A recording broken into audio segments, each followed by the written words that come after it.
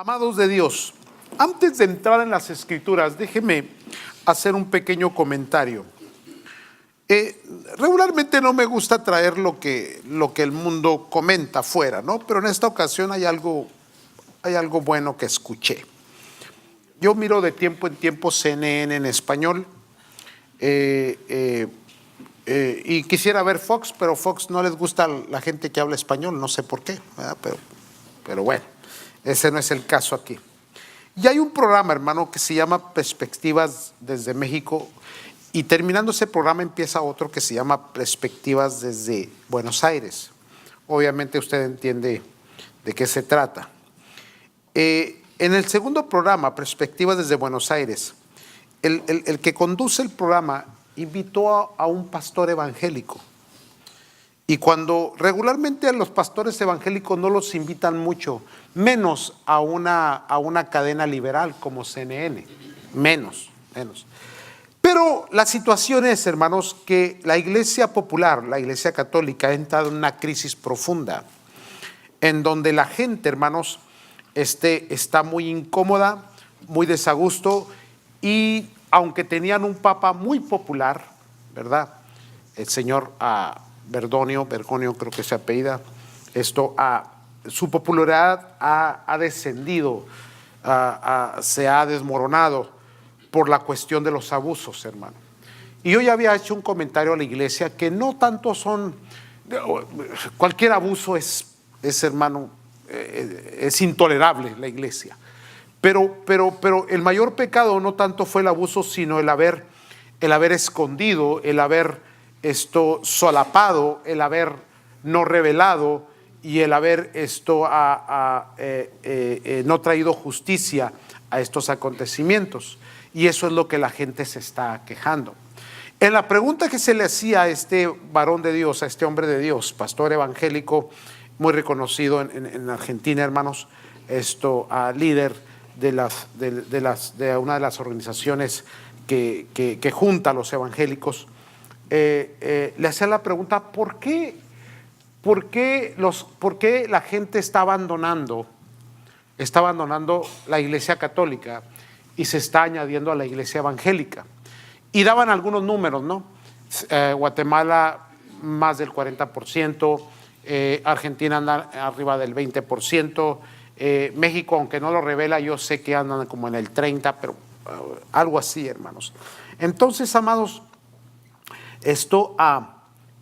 yo pensé que iba a responder de una manera como cualquiera respondería: bueno, es que ¿acaso no ves lo que está pasando en la iglesia?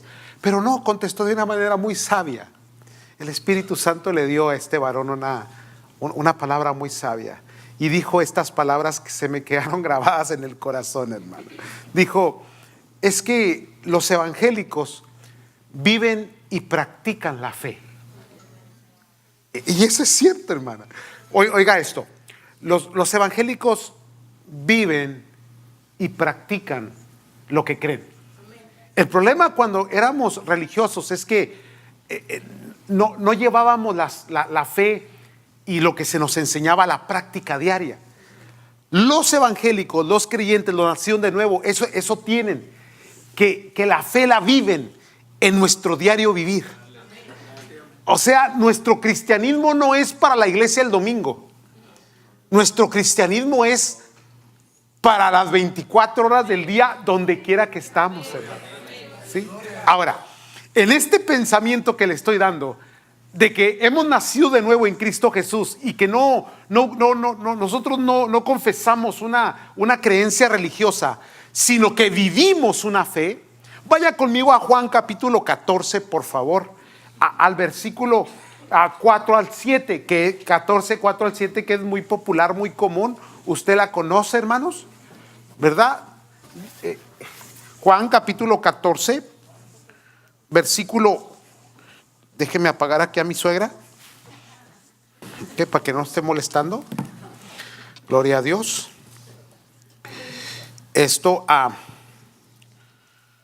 Juan capítulo 14, ¿ya lo tienen, santos? Porque vamos a hablar de algo bien maravilloso. Dice, y versículo Versículo 4. Y sabéis a dónde voy y sabéis el camino. Ahora vaya conmigo al versículo 5. Le dijo Tomás: Señor, no sabemos a dónde vas. ¿Cómo pues podemos saber el camino? Jesús le dijo: yo soy el camino, la verdad y la vida. Nadie viene al Padre sino por mí. Si me conocieses, también a mi Padre conoceréis.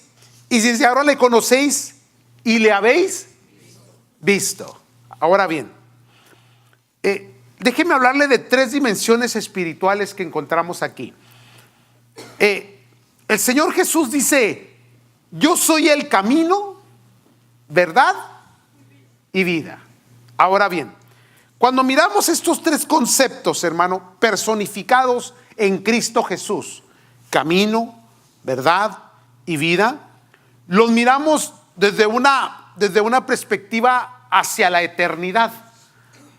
Pero, hermanos, antes de nosotros mirar hacia la eternidad, tenemos que ver hacia donde estamos ahorita, hacia lo que somos, lo que tenemos.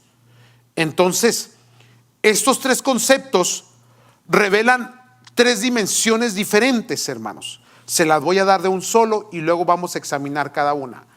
Cuando dice Jesucristo: yo soy el camino, Él está revelando una dimensión moral. Escuche esto. Cuando Cristo dice: yo soy la verdad, Jesucristo está revelando una dimensión racional que tiene que ver con la razón, con la mente, con el intelecto. Y luego, hermano, cuando dice el Señor Jesús: yo soy la vida, revela la dimensión vital. Ahora, cuando vemos esos 3 puntos, siempre apuntamos hacia la eternidad. Pero yo quisiera apuntar estos 3 puntos hacia la práctica, hacia nuestra vida, hacia lo que vivimos, lo que hacemos, lo que experimentamos. Porque nada se revela hacia la eternidad si no se revela primeramente en la práctica, porque entonces volveríamos a la religión a la cual practicábamos o de la cual salimos muchos de nosotros. Una creencia con vacíez, o sea, únicamente una práctica litúrgica, pero que no lleva ningún concepto, no te lleva nada a la vida práctica, y tu vida sigue siendo la misma de siempre, en una rutina de pecado, en una rutina de muerte, en una rutina, hermano, que no conlleva ninguna bendición, ningún bienestar, ningún fruto, ningún resultado, que únicamente calla la conciencia, o aún la quema, aún la apaga, pero no tiene ningún resultado ni ningún fruto. Entonces, mirando este punto, hermanos, o dándoles a entender esto, comencemos con la primera. El Señor Jesucristo le dijo a Tomás: mira, no sabes el camino, pero Él dice: yo soy el camino. Y este camino revela la dimensión moral. Cuando se habla de camino, obviamente se entiende como senda. Y cuando hablamos de el camino revelado en la persona de Cristo, estamos hablando del camino al cielo, el camino a la eternidad. Pero si profundizamos un poquito más, encontramos que esta dimensión de camino o esta dimensión moral revelada en la senda o en el camino se refiere a una forma de pensar y de proceder.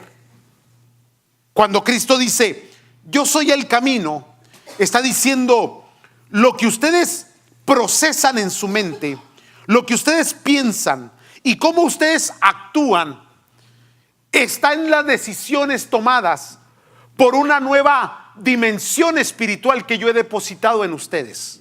Ahora, ¿por qué digo todo esto, hermanos? Va a tener que ir conmigo a Mateo capítulo 7, versículo 13 al 14. Me voy rapidito, hermanos, en esto.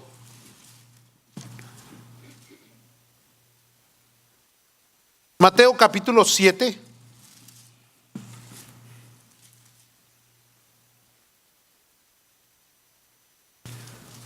versículo 13. Entrad por la puerta estrecha, porque ancha es la puerta, y mire lo que dice su Biblia, y espacioso el camino que lleva a la perdición. Esto quiere decir, hermanos, acabamos la lectura y luego después meditamos en esto. Y muchos son los que entran por ella, porque estrecha es la puerta y angosto el camino que lleva a la vida, y pocos son los que la hallan. Habla de puerta, y detrás de la puerta hay un camino. La puerta es la entrada, y luego después de la entrada está la senda. ¿Me están comprendiendo, hermanos? Entrada, y después de la entrada hay un pensar y un proceder.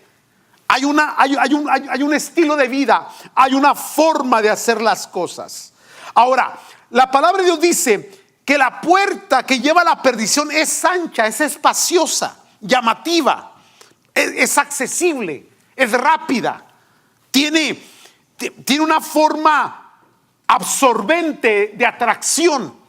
Pero también nos dice que cuando entramos, que cuando está la puerta estrecha, esta es más difícil, y dice que el camino es angosto. Sí, todo esto tiene que ver, hermano, en que cuando entramos en ello, cuando pasamos por esa puerta estrecha, comienzan las complicaciones. Y de ahí el por qué es necesario que lo que hemos recibido de parte del Señor Jesús venga a ser parte de nuestra práctica diaria, porque estamos en un caminar, en una senda, en donde tenemos que pensar y procesar los pensamientos tomando decisiones. ¿Me están siguiendo, santos? Entonces, cuando decimos que nosotros estamos en Cristo, estamos en un proceder cristiano. Estamos en un formato en la cual Cristo nos demanda, nos dirige, nos expone, nos dispone, nos señala. Tiene que ser por Cristo Jesús. Entonces, este camino, hermanos, en el cual usted y yo caminamos, más que un camino literal, es, hermanos, cómo vivimos nuestra vida diaria. ¿Qué decisiones tomamos?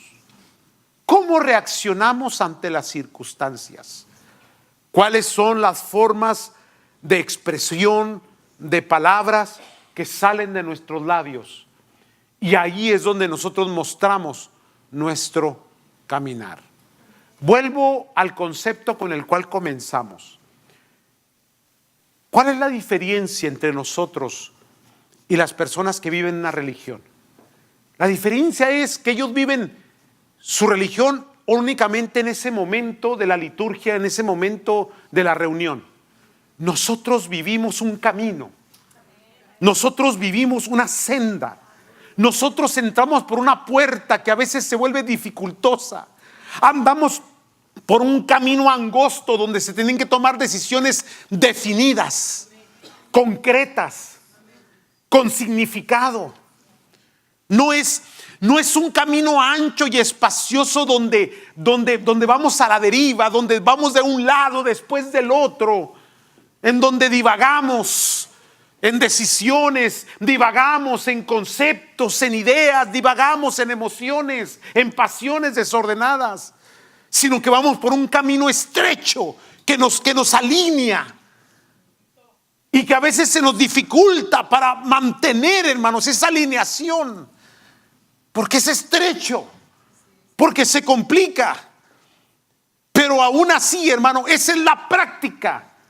Ese es el procedimiento que Dios nos llama. Y entonces no se trata únicamente de oír, de repetir, de cantar, sino de vivir y de caminar la senda en Cristo Jesús, hermano.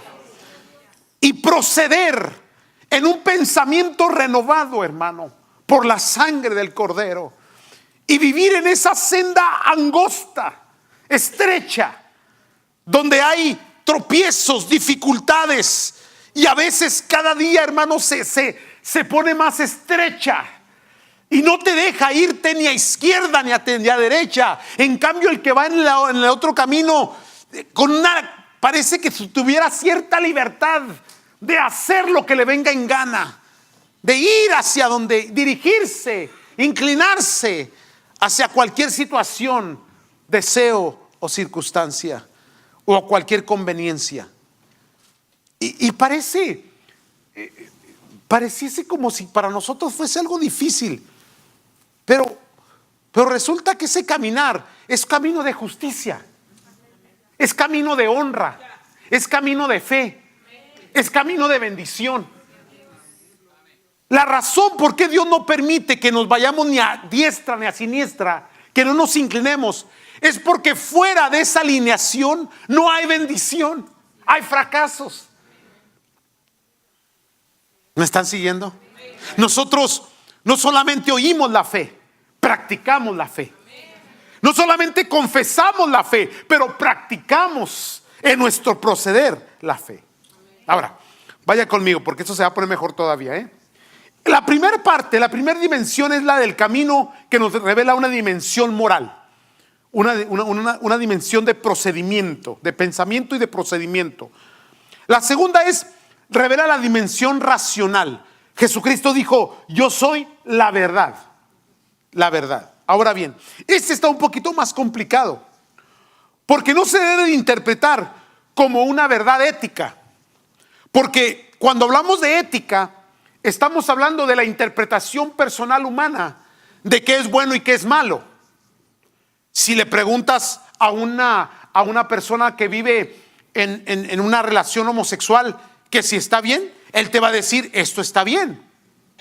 Pero si le preguntas a un creyente, a un evangélico, dependiendo, ¿verdad? ¿A quién le preguntas? Te va a decir: está mal. Entonces los conceptos, los lentes ideológicos hacen variar la verdad. Por eso a Cristo se le preguntó: ¿qué es la verdad? ¿Se recuerda? ¿Verdad? Cuando aquel gobernante le dijo: ¿y qué es la verdad? Entonces, amados, no se trata de una verdad ética, sino de una verdad encarnada que es en Cristo Jesús, hermano. Una verdad en donde Cristo en su plenitud y extensión revela la verdad. Ahora, déjeme explicar un poquito más esto, hermano. Veracidad y verdad no se refiere a algo verbal, porque ese es el punto, que la gente dice: esto está bien, pero no es una confesión verbal, sino se está hablando más bien de una sinceridad e integridad de carácter. Cuando ya entras en el carácter y cuando ya entras en la integridad, entonces, hermano, se revela qué es verdad y qué es mentira. ¿Ya no les gustó? Bueno, está bien. Ahora, déjeme, le digo que vamos a profundizar. A ver si me entienden, hermano, a ver si me comprenden, ¿no? Pero esto está tremendo. Vaya conmigo a Juan capítulo 8, versículo 43 en adelante. Mire lo que dice el Señor Jesús cuando discute con los religiosos de su tiempo. Les dice las siguientes palabras en Juan capítulo 8, versículo 43. Dice: ¿por qué no entendéis mi lenguaje? Ahora, ¿por qué les está diciendo eso? Porque se supone que eran de su iglesia. ¿Nunca se ha puesto a pensar en eso, que el Señor Jesús cumplió la ley? Que el Señor Jesús siempre mencionó el Antiguo Testamento, que el Señor Jesús citó a Abraham, que el Señor Jesús citó las Escrituras, que el Señor Jesús fue al templo, que el Señor Jesús cumplió todas las cosas que tenían que ver con la ley de Moisés. Ahora, cuando con los mismos integrantes de su propia congregación, era con los que más dificultades tenía. Qué raro, ¿no? ¿Aló? ¿Con quién tiene más problemas? Con los hermanos en la fe. Ahora el Señor Jesús está en una discusión con ellos y les dice: ¿por qué no entendéis mi lenguaje? Si su lenguaje era espiritual, era bíblico, venía de Dios. Dice: ¿por qué no podéis escuchar mi palabra? Vosotros sois de vuestro padre el diablo. Vámonos. Ay, que Dios le diga a los hermanos, ¿vosotros sois el diablo? ¿Hay alguien aquí que sea el diablo, hermano? Ahora, ¿cómo sabes que eres del diablo? Porque el mismo Señor Jesús responde, les da una razón de lo que está diciendo. Y los deseos de vuestro padre queréis hacer. O sea, ahí responde, porque se pueden cuestionar, ¿no? Ay, ¿cómo es que si yo soy hijo de Abraham, por qué ahora dice que soy hijo del diablo? Porque quieres hacer las obras de él. ¿Seguimos? Ahora, él ha sido homicida desde el principio, pero ellos podrían decir en su pensamiento, pero no he matado a nadie. Bueno, la palabra de Dios profundiza en el Nuevo Testamento bajo el pacto, cuando dice que el que no ama se convierte en...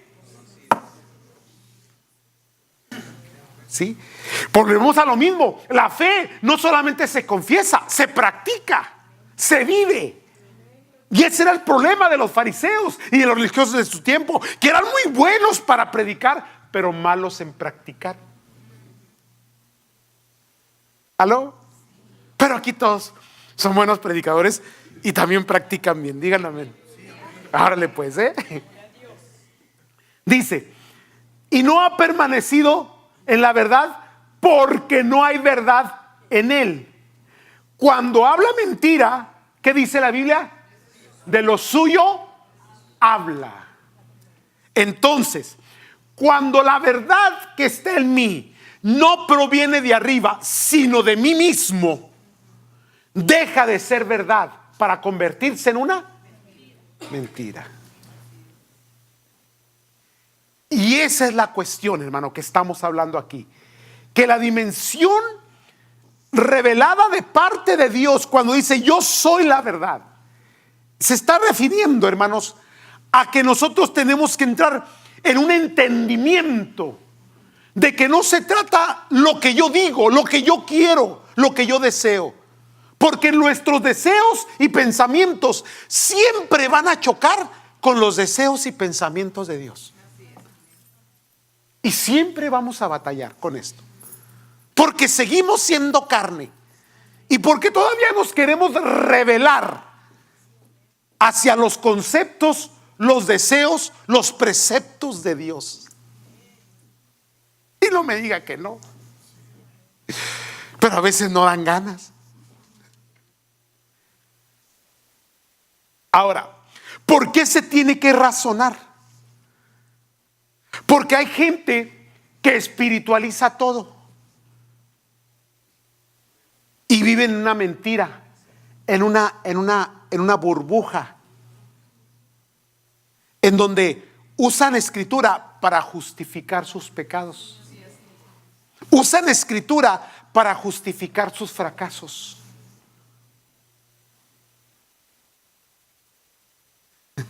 Entonces el Señor Jesús nos lleva a que cuando nos entregamos a Él, entregamos el corazón, que es el centro de las intenciones, pero también entregamos los pensamientos. Y ahora nuestro pensamiento persevera en Cristo. Y razonamos las cosas. Y hay que razonarlas, hermano. Porque el Señor Jesús les dice, ¿por qué no podéis entender? ¿Por qué no podéis escuchar? Porque sois hijos de vuestro padre el diablo. Versículo 45. Y a mí, porque digo la verdad, no me creéis. Porque cuando alguien vive en una mentira, cuando es confrontado por la verdad, no tiene, hermano, el intelecto para aceptarlo, sino que se ha autoengañado. Sí, autoprogramado. Es increíble, hermano, cómo es que a veces hay teólogos que se saben la Biblia al pie de la letra. Pero recuerde que la letra mata y el espíritu vivifica. Algo tenían los fariseos, que conocían la ley de Moisés al pie de la letra. Y el Señor Jesús les reprende y les dice: es que ustedes son sepulcros blanqueados, Porque ponen cargas en la gente que ni ustedes mismos pueden llevar. ¿Por qué? Porque no había una práctica. Y cuando es revelado la verdad de Cristo en nosotros, esa revelación que viene nos lleva a una dimensión racional, donde razonamos la verdad. Porque la verdad no proviene de nosotros, proviene de Dios. ¿Sí me están siguiendo, hermanos? Entonces dice: a mí, ¿por qué digo la verdad no me creéis?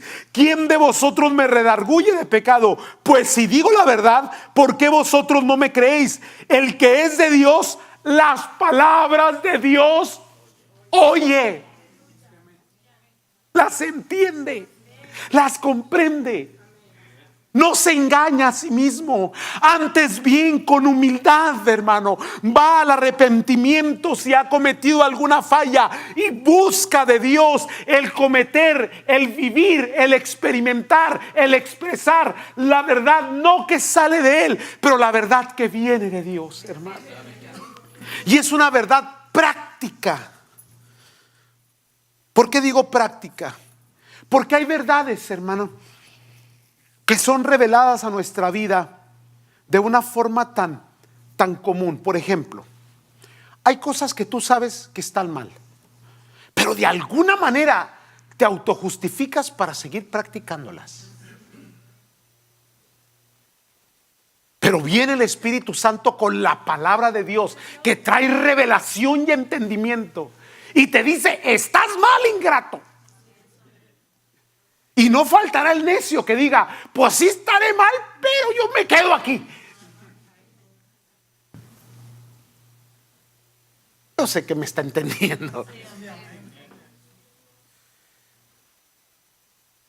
El que es de Dios, la palabra de Dios oye.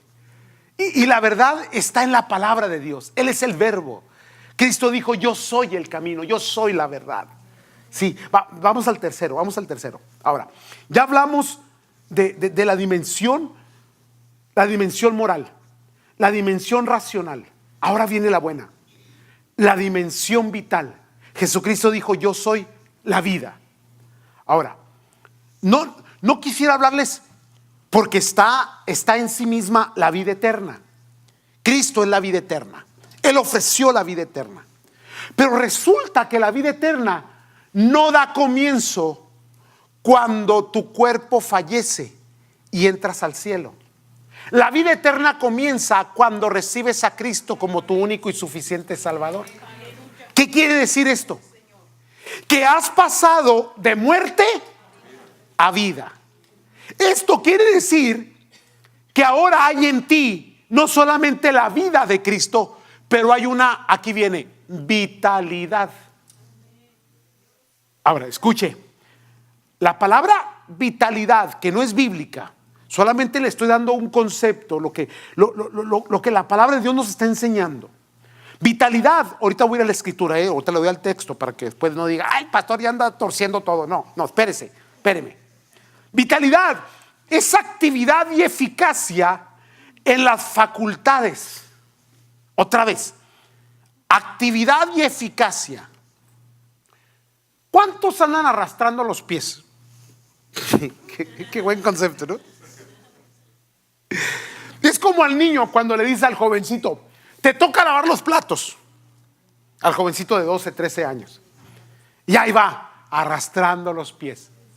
¿Ah? Y luego llega y comienza a lavarlos y nomás los pasa por el agua así y los pone ya. Lo hace mal. No lo hace. No tiene vida lo que hace. Es un cumplimiento de conciencia. Es una reacción nada más a un regaño, a una obligación. La vitalidad que Cristo nos da no es para que vivamos un cristianismo en decaimiento, un cristianismo de tristeza, de depresión, sin fuerza, sin ganas. Híjole, pues ya soy cristiano, ya ni modo. Como me hubiera gustado haber hecho aquello, pero como ahora soy cristiano, ahora ya no puedo.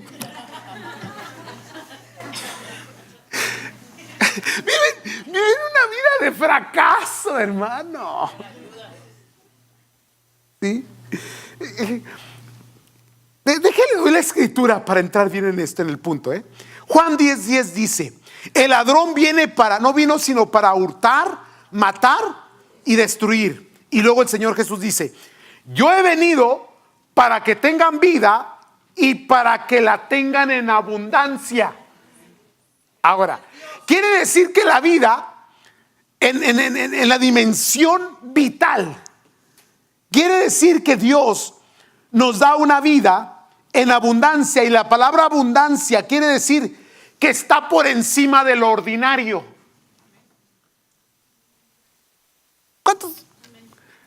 Mire, hay gente que no se convierte porque le miró la cara a usted. Es que los miran y dicen: es que están tan aburridos y tan tristes que mejor me quedo como estoy. No, espéreme. El gozo de la salvación, fuente que salpica para vida eterna, que fluye. Alégrate en el Señor, gózate. Sonríe de vez en cuando. Cristo te ama. Porque abundancia es por encima del ordinario, es algo engrandecido, es una cantidad o medida que sobra. Una vida abundante es una vida, hermano, que sobra. ¿Sí? Es desbordante. Quiere decir que tu gozo y tu paz es desbordante. Y se refleja, porque estamos hablando que la fe no solamente se confiesa, pero se practica, se vive. Vívela. ¿No tienes gozo? Pídelo. Alégrate en el Señor. Métete en la alabanza. Adora a Dios. Deleítate en el Señor. Confía en Él. Descansa en Él. Sí, recuerda que una dimensión atrás estábamos hablando que el camino es angosto. Pero recuerda que esa angostura que es para que no te desvíes.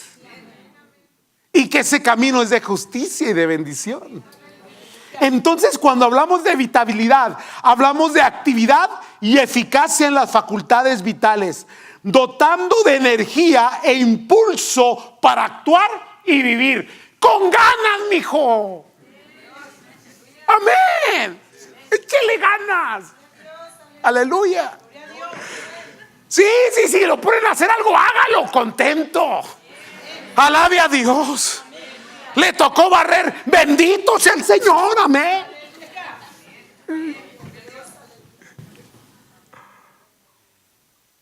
Mire, dice por ahí un dicho que el descontento nunca encuentra silla confortable.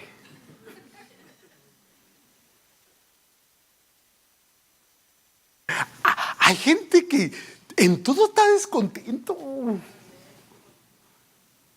infeliz. Son unos infelices. Es que la plenitud de Dios, volvemos otra vez, la revelación completa de Dios, hermano. Ese Tomasito tenía dudas y luchaba y batallaba y no entendía que el camino lo tenía enfrente. Que el Señor Jesús le dijo: si me viste a mí, has visto al Padre. La revelación está aquí. Tienes el todo de Dios en tu vida, en tu corazón. Ya no hay por qué dudar. Entonces, amados, cuando hablamos de vida, hablamos de una dimensión vital. Gózate en el Señor, alégrate, alaba a Dios. Y mira, que te resbale. ¿Qué te preocupa? No, pues me preocupa el trabajo, me preocupa mi suegra, que no la aguanto, me preocupa la doña, que también ya no la aguanto, me preocupa. Te preocupan muchas cosas. Que te resbale. Amén. Tu prioridad es el Señor. Descansa en Él, confía en Él y Él hará. Déjeme leo una escritura. Juan capítulo 5 versículo 24 al 25.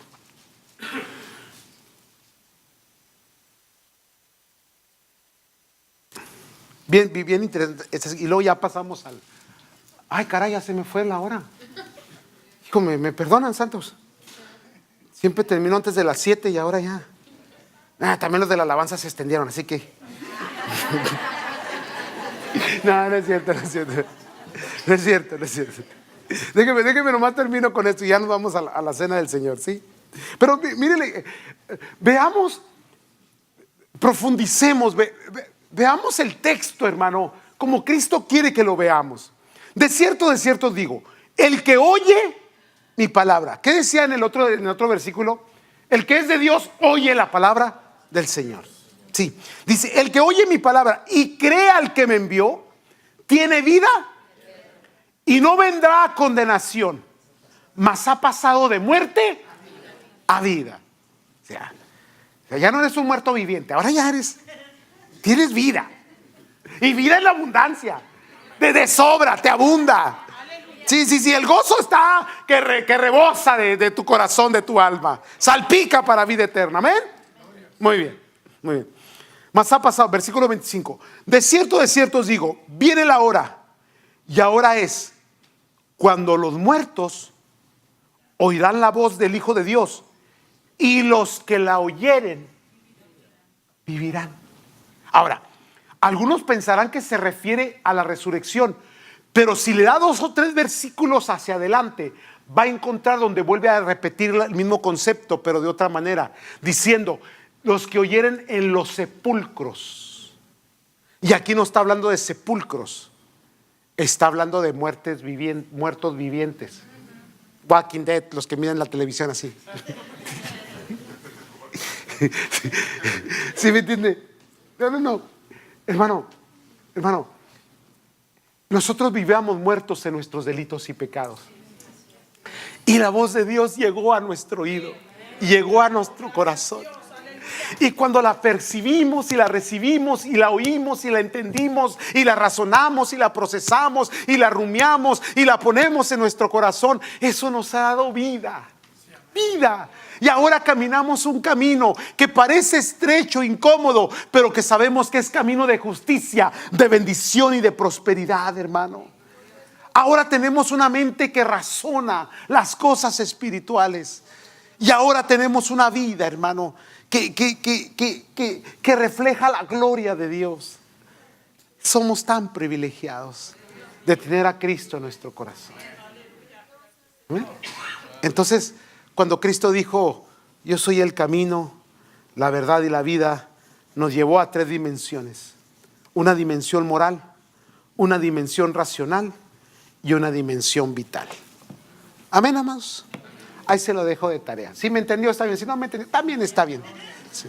No se preocupe, ganaron los Rams hoy, así que nos fue muy bien. Pongámonos de pie.